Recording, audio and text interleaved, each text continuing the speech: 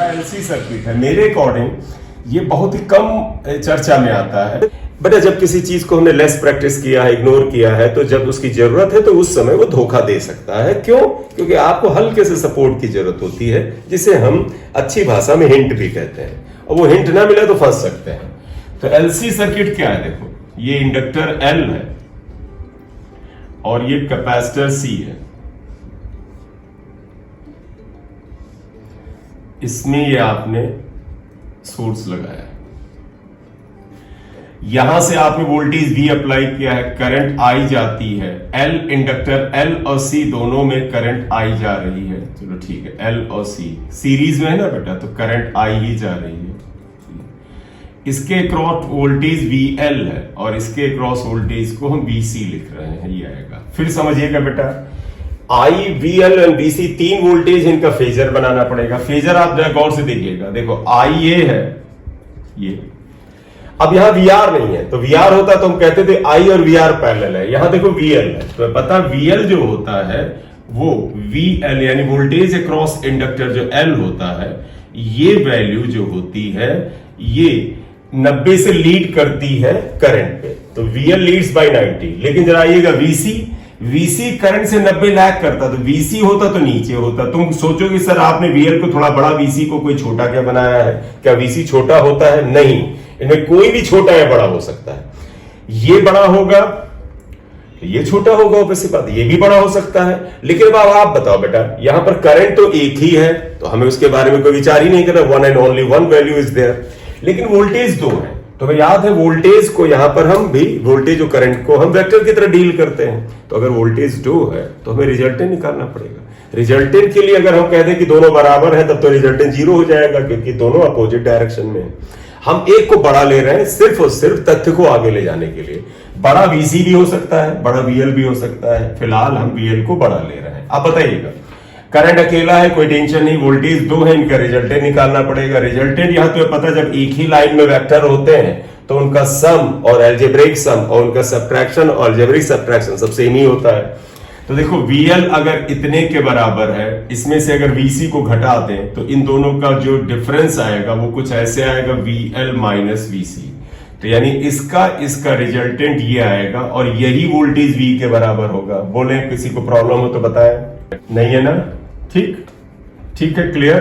तो देखो बेटा, voltage is here across L, थोड़ा ज्यादा लिया, VC थोड़ा कम था, इन दोनों का अंतर ये।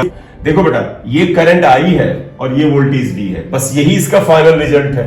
अब आप देखो, करंट से वोल्टेज या तो 90 डिग्री लीड करेगा ये, या अगर VL छोटा होगा, देखो VL बड़ा होगा तो ये एरो ऊपर आएगा, वोल्टेज I से 90 डिग्री लीड करेगा। और अगर VC बड़ा होता तो ये रिजल्ट नीचे आता, तब ये वोल्टेज 90 डिग्री क्या होगा। तो लब्बो-लुआब क्या निकला बेटा? लब्बो-लुआब ये निकला कि LC सर्किट में फाई हमेशा 90 होता है, या तो प्लस 90 या माइनस 90 होता है, यानी phase difference is always 90 degree, इधर प्लस 90 और माइनस 90। खैर चलिएगा, और बताइएगा रिजल्टेंट वोल्टेज कितना आया?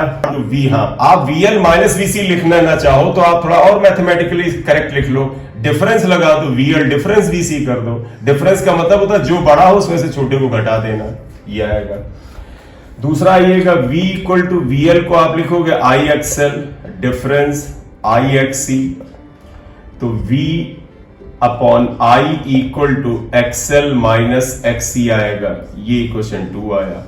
अब अगर इसे ओम्स लॉ से बार बार क्या कंपेयर करो, देखो V upon I equal to R होता है, तो ये क्या हो जाएगा? इंपीडेंस। तो यहां क्या लिखोगे? Where XL minus XC is impedance Z। सीधे लिखने किसी प्रॉब्लम तो नहीं है बेटा, इंपीडेंस Z आ जाएगा।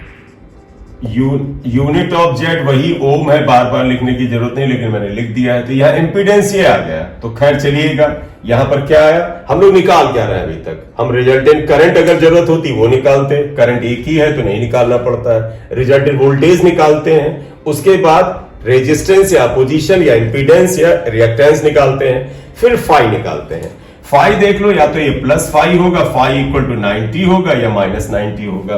तो ये क्या लिखोगे? In LC circuit phi equal to plus minus 90 degree, plus minus जो जेड लिखा है इसको एक बार मैं यहां और लिख लेता हूं क्योंकि अभी हम इसका इस्तेमाल करेंगे। इंपीडेंस आया एक्सएल माइनस एक्सी या एक्सएल डिफरेंस एक्सी आया, इसका इस्तेमाल करेंगे इक्वेशन 4 लिखो। देखो केस 1, ये इंपीडेंस यहां से उठा रहे हैं केस 1। देखो if XL is greater than XC, गौर से देखो, अगर एक्सएल एक्सी से बड़ा है यहां पर ही आएगा। तो अब आप एक चीज बताइएगा, तो अगर एक्सएल एक्सी से बड़ा है तो therefore VL will be greater than VC होगा, क्योंकि आई एक्सएल वीएल होता है, आई एक्सी वीसी होता है। बोलिए इतनी बात क्लियर? अब आप बताओ बेटा, अगर वीएल जो होगा ये वीसी से बड़ा होगा, इसका मतलब है ये वोल्टेज V जो है ये ऊपर की तरफ आएगा, रिजल्टेंट वोल्टेज। इसका तो फाई क्या होगा, प्लस 90 होगा। और इस समय सुनिएगा बेटा, हालांकि ये एलसी सर्किट है, लेकिन अगर VL लीड करेगा तो इसे हम इंडक्टिव सर्किट कहेंगे। क्यों? लीड कौन कर रहा है? L कर रहा है, इंडक्टर कर रहा है यहां पर, राइट? लिखोगे then phi equal to plus 90 and circuit is called inductive circuit. Case 2, if XL या XC is greater than XL।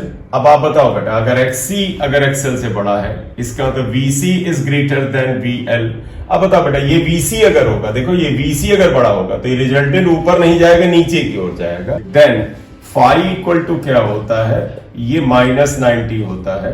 Then circuit is called capacitive circuit, correct? तो अब तीसरा केस ज्यादा इंपॉर्टेंट, तीसरा केस जरा ध्यान रखिएगा। केस 3 अगर हम ले लेते हैं, केस 3 कहता है if XL is equal to XC, तो आप बताना therefore VL equal to VC। अब बताओ बेटा, अगर ये VL और VC दोनों बराबर अगर होते हैं तो इसका मतलब है रिजल्टेंट वोल्टेज तो 0 हो जाएगा यहां पर। बोले ठीक है? और उससे इंपॉर्टेंट बात जरा यहां ध्यान देना, इक्वेशन 4 को देखना जरा। अगर XL XC के बराबर होता है, इंपीडेंस Z होता है, XL डिफरेंस XC, और अगर ये दोनों बराबर हो कैंसिल होगा, 0 आ जाएगा। आप बताओ बेटा, सर्किट का इंपीडेंस 0 का मतलब है रेजिस्टेंस 0 हुआ, और जब किसी सर्किट में रेजिस्टेंस 0 होता है तो तुम्हें पता है करंट इन्फिनिटी यानी मैक्सिमम होती है। इसे रेजोनेंस बोला जाता है। व्हेन इन अ सर्किट, बेटा करंट समझिएगा, यहां कोई सिंपल करंट नहीं है, ये ऑल्टरनेटिंग करंट है, जैसे एसी जैसा बर्ताव, सॉरी एसएचएम जैसा बर्ताव देता है। तो अगर Z 0 हो गया तो इसका मतलब करंट मैक्सिमम हो गया, यानी जो peak value of current I0 है ये बहुत ज्यादा हो जाएगा। और तुम्हें याद है जब हमने तुमको फिजिकल रेजोनेंस पढ़ाया था जो साउंड वेव में, कि जिस समय किसी पुल वगैरह से कोई चीज ऐसे चलती है कि उस पुल के ऊपर निकलने वाली चीज की फ्रीक्वेंसी पुल की नेचुरल फ्रीक्वेंसी के बराबर हो जाए, पुल के वाइब्रेशन के एम्पलीट्यूड लार्जेस्ट हो जाते हैं, और इससे क्या बोला जाता है, इसे रेजोनेंस बोला जाता है। उसमें पुल वगैरह गिर जाते थे। यहां पर गिरने जैसी बात नहीं है। अगर रेजिस्टेंस 0 होगा तो करंट मैक्सिमम होगा। मैक्सिमम करंट का मतलब है ये जो एसएचएम हो रही है, ये एसी जो ऐसे जा रही है, इसके एम्पलीट्यूड ये बहुत बड़े बड़े हो जाएंगे, और इसे इलेक्ट्रिकल रेजोनेंस कहते हैं। तो लिखोगे then current in LC circuit becomes maximum. It is called resonance. Electrical resonance लिखना चाहे तो वो लिखते हैं इलेक्ट्रिकल रेजोनेंस, लेकिन आमतौर पर से हम जनरलाइज में ऐसे लिखे चलेंगे रेजोनेंस। ये आ जाएगा, इतना लिख लो फिर बात करें। तो बेटा बताइएगा जरा, केस नंबर 3 को ध्यान से सुन के बताइए, what is the condition of resonance. अगर देखो केस नंबर 3 में देखो क्या आया, XL इक्वल टू XC। अब ध्यान रख लो, रेजोनेंस की कंडीशन है XL इक्वल टू XC, तो देयरफॉर क्या लिखोगे, condition of resonance XL equal to XC। तो इसे तुम याद ही कर लो, हर तरह का जो हम आगे सर्किट में बताएंगे उसमें भी यही कंडीशन है, बदलाव कुछ नहीं होगा। दूसरा आप देखिएगा, तो अगर XL XC के बराबर है तो आप इसे एक तो ध्यान ही रखो, XL equal to omega L होता है, XC 1 अपॉन ओमेगा C होता है। जरा इधर ले आओ, omega square equal to 1 upon LC होता है, omega equal to 1 upon under root LC होता है। यहां पर बेटा 1 अपॉन अंडर रूट LC को क्या बोलते हैं, रेजोनेंस फ्रीक्वेंसी बोलते हैं। हाँ नो डाउट एंगुलर है तो एंगुलर फ्रीक्वेंसी बोलते हैं। एक तो इसे लिख लो इक्वेशन को 2 स्टार, लेकिन ओमेगा को आप 2 पाई एफ लिखते हो, 2 पाई एफ, तो ये रेजोनेंस एंगुलर फ्रीक्वेंसी है, तो 2 pi f is equal to, या ऐसे लिख लेते हैं, यहां पर लिखोगे here 1 upon under root L C is called omega naught, इसे बोलते हैं रेजोनेंस एंगुलर फ्रीक्वेंसी। हम कई बार पॉपुलर नेम में सिर्फ सीधे फ्रीक्वेंसी ओमेगा को बोल ही देते हैं, लेकिन वो है एंगुलर फ्रीक्वेंसी, तो रेजोनेंस एंगुलर फ्रीक्वेंसी ये आएगा। तो ये आपसे कह सकते हो कि सर ये रेजोनेंस फ्रीक्वेंसी का फार्मूला हो गया 3 स्टार। अब आप देखो बेटा, ओमेगा नॉट को आप ये भी लिख सकते हैं 2 pi F not equal to 1 upon under root L C, तो इसलिए resonance frequency F not equal to 1 upon 2 pi under root L C होता है। ये थोड़ा ज्यादा इस्तेमाल होता है ये, तो इसे बोलते हैं रेजोनेंस फ्रीक्वेंसी।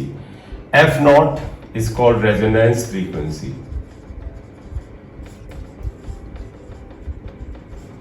इसका मतलब समझे रेजोनेंस फ्रीक्वेंसी का क्या मतलब हुआ? मतलब जो बाहर, सुनिएगा बेटा, जो बाहर से सोर्स आप अप्लाई कर रहे हो, एसी सोर्स, उसकी फ्रीक्वेंसी एफ जो कि omega equal to 2 pi f से फाइंड आउट की जाती है, वो अगर 1 upon 2 pi under root L C के बराबर हो तो रेजोनेंस आएगा। क्लियर? अब ये आया एलसी सर्किट, अब फाइनल आएंगे लास्ट एलसीआर सर्किट, जो कि सबसे ज्यादा इंपॉर्टेंट है और सबसे ज्यादा इसके आने का या पूछे जाने का चांस होता है। ये जल्दी लिख लो बेटा, फिर मिटाऊंगा इसे। एलसीआर सर्किट हेडिंग डालिए।